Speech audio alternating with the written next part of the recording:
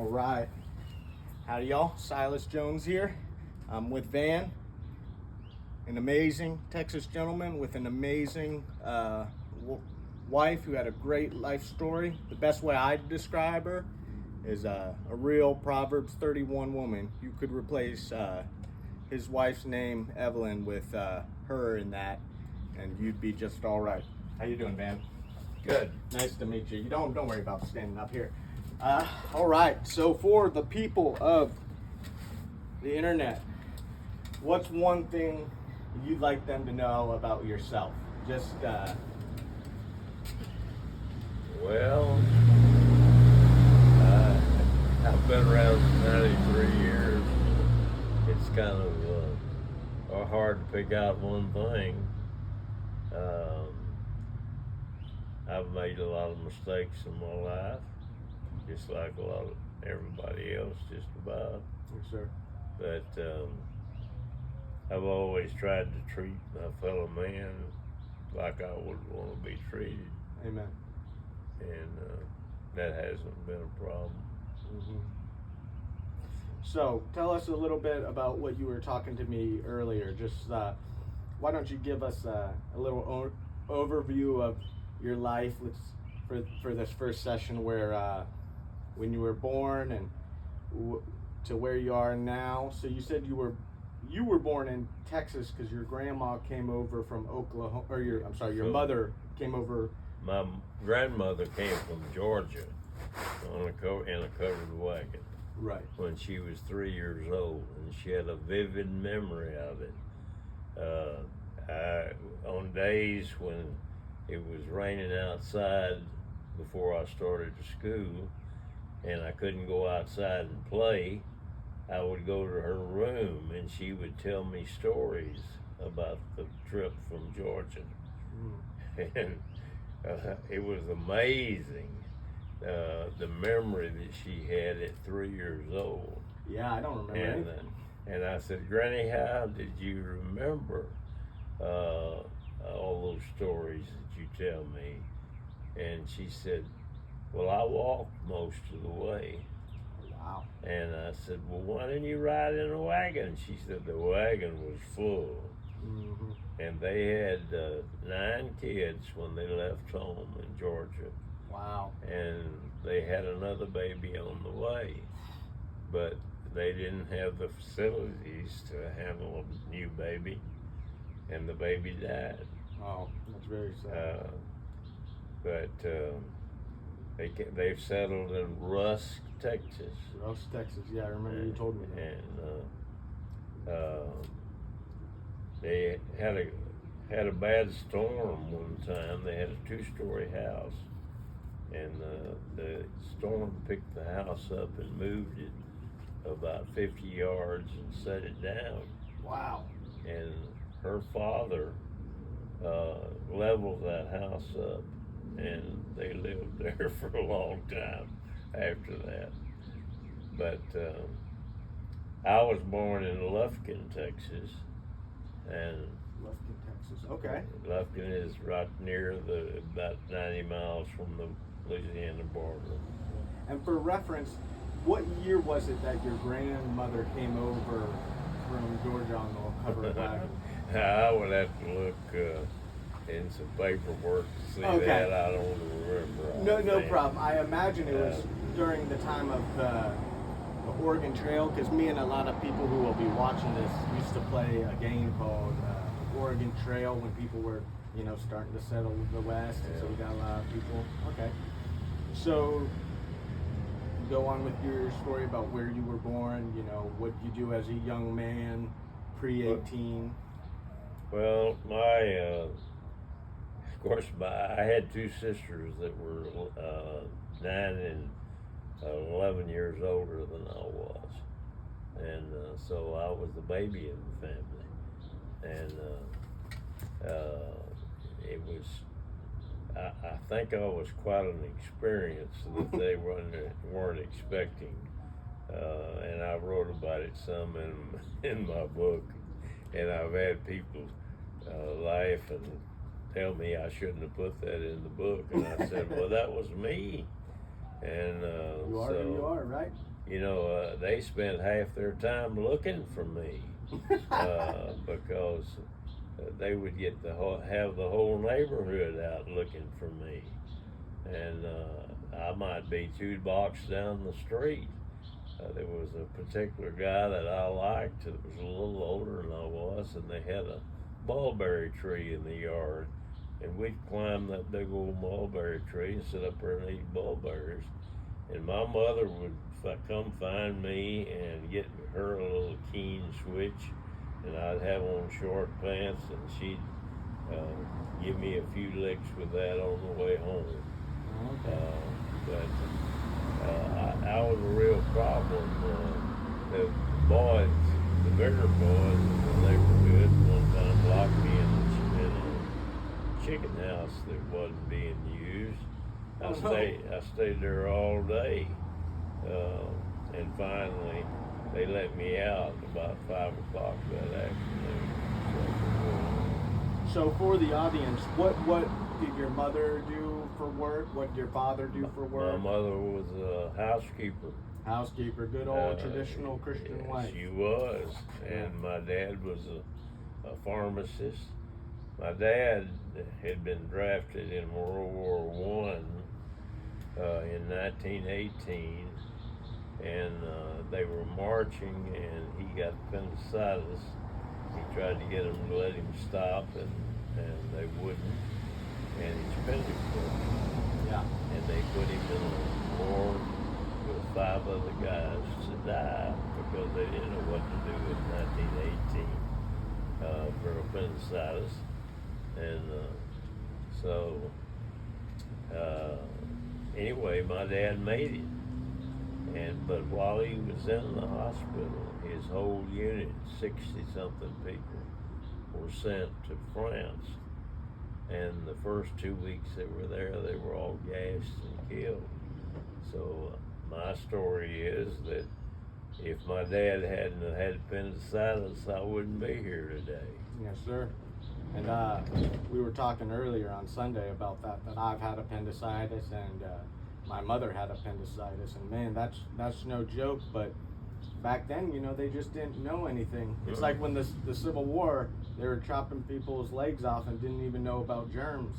Yeah. Okay, well, so back to you. Let's talk about, we were talking about your early years. You're probably just a Southern country boy running around and playing. Were you homeschooled or? No, we went to regular school. It was about 3 blocks from our house, and walked to school. And when I was 12 years old, we moved to Diboll, Texas, 10 miles away. Diboll, Texas. Okay. And that was a sawmill town. Everything was owned by the company. And that was the best thing that ever happened to me, because you could walk out the back door in about 300 yards and be in the woods. Mm-hmm. And they had 7 mill ponds at their 2 big mills, and they were all stocked with fish, and you could go over there. I've been over there many times when I was just a teenager, and caught our supper and brought it home.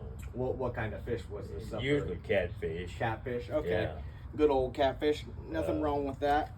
But do you remember the name of the lumber company by any chance?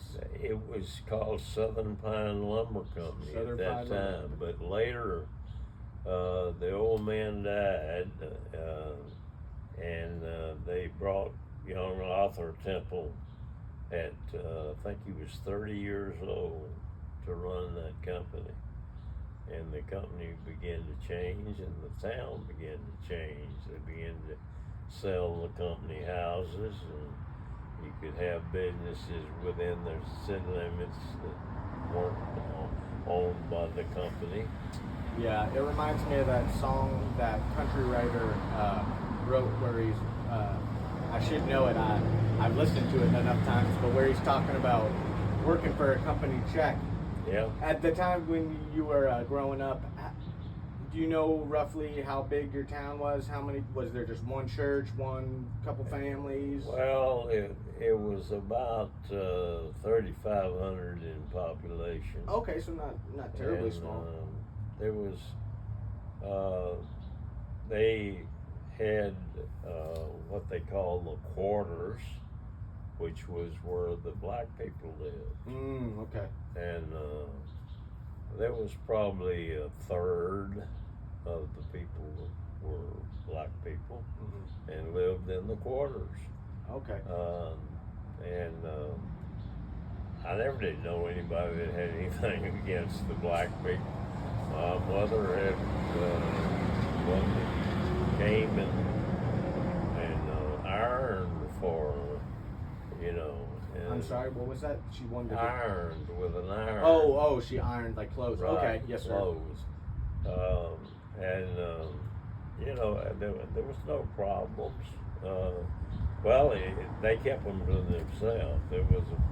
They had a restaurant over there that when the 4th of July or Juneteenth or whatever, they have a big party over there. And of course, Angelina County was dry, but they would go across what we called across the river, which would put it in another county, and buy the booze and bring it back to this place. And we had a constable that was paid by the company, and that was the only law that we had. Of course, the DPS was overall of Texas, but Alamo was a great place to grow up. I look back on it, it's the best thing ever happened to me. And So Evelyn was 2 years older than I was, and when she had her senior prom, she invited me as a sophomore you must have. to her senior prom. Well, I know you are a handsome gentleman because I've seen your young military pictures. But you know, we'll get into Evelyn and all that later with further interviews, okay? But Yeah. let's stick to your story, your early life. So you're in this town, you're going to school. How old were you in this town from? Where'd you go to school? Like elementary school, middle school, high school? Let's talk about until you get to 18. And at 18, you joined the military, or no? Is that Yeah, I was. Okay. When I graduated in 1950, May of 50. I went in the fall to Sam Houston in Huntsville as a freshman, and went there one semester, and the Korean War was getting heavy, and a lot of the boys had joined the National Guard and to get the money so that they could stay in school.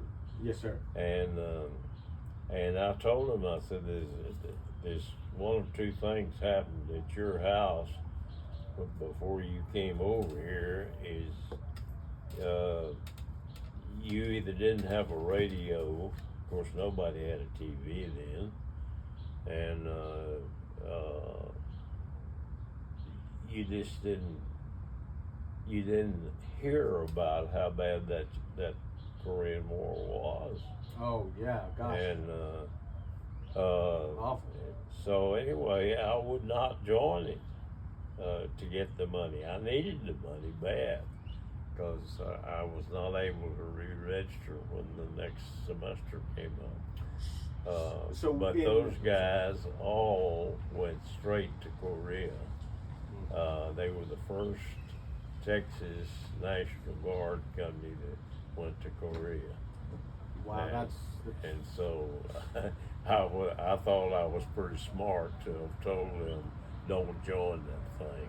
You 100% were, because I'm sure not many of them made it back. Just for reference, when you were 18, what year was it? 1950? Well, it was 51. 51. Okay. I came back home and went to work for the company, building a box factory to make ammunition boxes for the Korean War. And so that's after you graduate, you went to I work. didn't graduate from Sam Houston. Oh, okay. I So only went one semester, okay. and I didn't have the money to register the next semester. That's right. We talked about this on Sunday. Yeah. I apologize. Okay, so go on. You're working at the company. How's your life go from there? Well, I joined. I couldn't get in the Air Force. They were froze up. They had so many people trying to stay out of Korea that had joined the Air Force, and they were just overloaded. So they cut out enlistments, and so I finally, because all of my friends were gone that I went to high school with, they all were in the service, and so.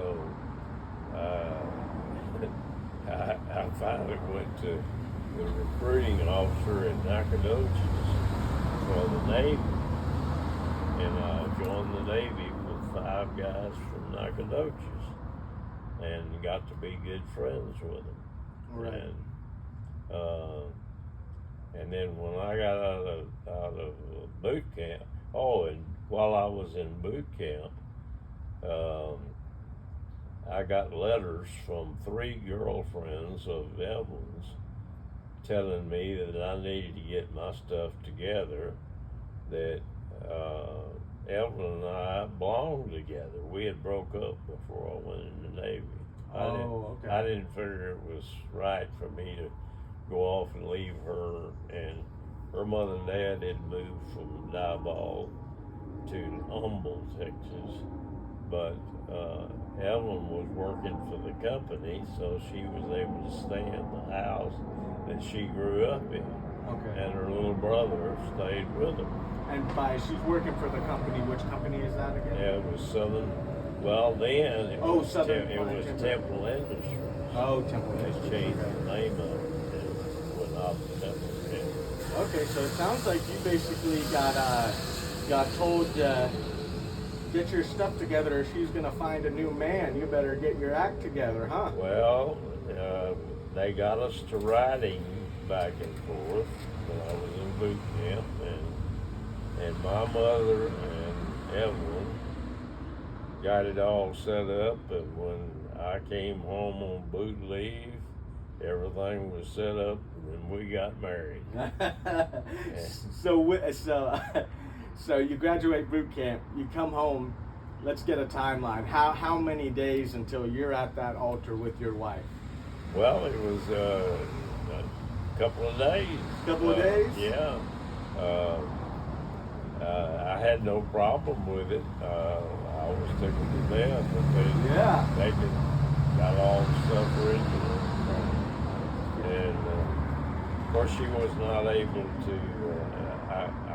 I couldn't take her back to San Diego, and that's where I went to school. Was at After the boot training camp? center. Okay, yes. And I went to a school there, and the apartments, you just couldn't get an apartment in the Navy man or any service. They didn't want you because you moved around too much. Right. Okay. And so I did not take her back with me. She stayed in Diboll, and when I got out of school, I was assigned to a ship that was supposed to be in the Far East, and so when I got to Japan, I'm sorry. What was the ship name? The Navy ship you went? it was a repair ship, A repair ship. Okay. and it flat bottom, and the roughest riding ship in the Navy probably. Oh. And I got so sick on the transport, the big transport, on the way over there that I thought I was going to die of seasickness. I can imagine. And I missed that ship. That ship had left that morning for the States. So they kept me in a receiving station for about 2 weeks, and I couldn't figure out why that I was they weren't giving me orders somewhere else. Well, I found out later on the reason that they weren't sending me anywhere is the people that I was going to be sent to were in Korea on the Incheon landing, and they had left the base that they were on completely empty on that end. It was an Army amphibious base. The Army was still there, but the whole Navy deal had moved to Korea.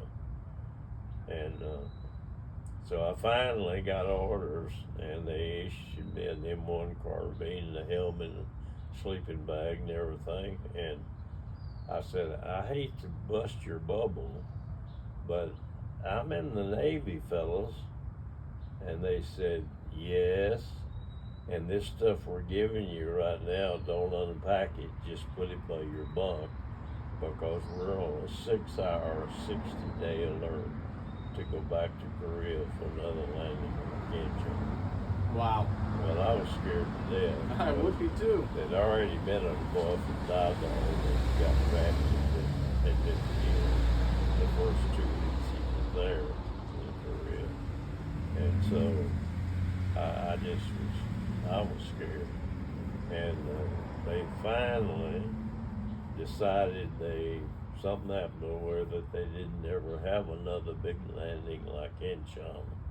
So I never went to Korea. I never set foot in Korea. So Okay. and then being in Japan was kind of like being on vacation. I mean, you had the bullet trains. And you could go anywhere you wanted to go, like on the weekend if you had the weekend off. And So when you went to Japan, I'm just trying to give a timeline. What year was that? Like, what month was that when you actually stepped foot in Japan? I went to Japan in November of 1951. Okay. And they already had the bullet trains there? Oh yeah. Oh wow, that's interesting. I thought that was a later. You could go to. It was our base was 9 miles out of Yokosuka. Well, the only way you either had to go to Yokosuka on a Japanese bus, and everybody was standing up, crowded, or you could catch the Army bus and ride over to Zushi on the rail. They get to the rail, and then you could either take the train to the right and go down back to Yokosuka, or you could go to Yokohama and Tokyo going the other way. Mm-hmm. And a lot of times we just went whichever one came first. You know, there was a little hotel there that you could wait for the train, and they had they went in wintertime now. This is in November 51. It was cold. Oh yeah. And oh yeah. We would go in this little hotel, and they'd have a hole in the floor with a hibachi pot down in there with coals in it, and it had a little flap around the table where you put it down around your legs, and you put your legs down in there, and it keep you warm, you know. Okay. I didn't ask you, and I meant to. Sorry. What was your occupation in the Navy? Your technical title? Basically, I worked in payroll. Payroll. It was a supply billet, and I'd gone to school for that in San Diego. Okay. And one of the first things, the first job that I had after I got sent to that unit, we were paying these guys that had come back from Korea, and he would count it out and hand it to me, and I would count it out to the guy, and he would have given us a little check that showed how much he wanted to draw from his payday. And this guy reached for the money, and he didn't have a thumb. And I said, "What happened to your thumb?" And he said, "Oh, y'all are busy right now." I said, I got to come back up here and change a bond on my payroll. And I'll tell you about it then. And so one day he came in and to put a bond on his payroll, and I said, well, tell me about your thumb. And he said, well, I was running an M boat off of the ship full of Marines, and said I had a helper, and said when we got into the shore, they wouldn't get out, and we had to get out of there, and the flap was down in the front, and we just kicked them, literally kicked them out. Wow, And kicked the Marines out, the Navy guys did? And it said the bullets was hitting that thing all over. Oh, wow. And so when they started back to the ship empty, they finally got rid of all the Marines. And when they got back to the ship, his buddy said, do you realize you're bleeding? And he said, where? And he said, your thumb. And he said he looked down and he didn't have a thumb. Oh, man. Said he was so scared when that thing took his thumb off, he didn't even know it till he got back to the ship. Yes, sir. I follow a lot of. I follow a lot of these ex-Marine or ex-military guys on YouTube, and they say, you know, once the bullets start flying, that you're so scared and adrenaline, it takes you a couple minutes to realize, like, you've been shot. Like, because a lot of the times once the initial gunfight starts, you're one of the ones who got shot right away, and once you see cover, you don't realize. Yeah. Okay, so now we're talking about this is, you're doing payroll, you're in Japan. How old are you? You're married to Evelyn at this point. Do you guys have children on the way? How many children do you have? My wife's mother had told me when I mentioned to her that we were talking about getting married, that was before I went in the Navy, and she said, well, you don't want to marry Evelyn. And I said, what do you mean I don't want to marry Evelyn? And she said, well, the doctors have always told us she'll never have children. I said, I'm not marrying her for her children. I'm marrying her because I love her. Wow. And so anyway, we got by all that. Her daddy went off somewhere when we had the wedding. And then, why is that? Oh, he didn't want her to get married. Because of you, or just in general? In general. Oh, okay. He had 2 girls. He didn't want neither wanted to get married. Oh, so he missed the wedding? Yeah, oh, he missed man. the wedding. That's really sad and Evelyn quite and I foolish of him. We probably had $200 to our name, and we went to New Orleans on a honeymoon. And anyway, we had a good time, and then of course I went to Korea. I'm not Korea, but Japan. And right. I just want to show the viewers you as a young man. All right, everybody, and I want to check to make sure we're recording.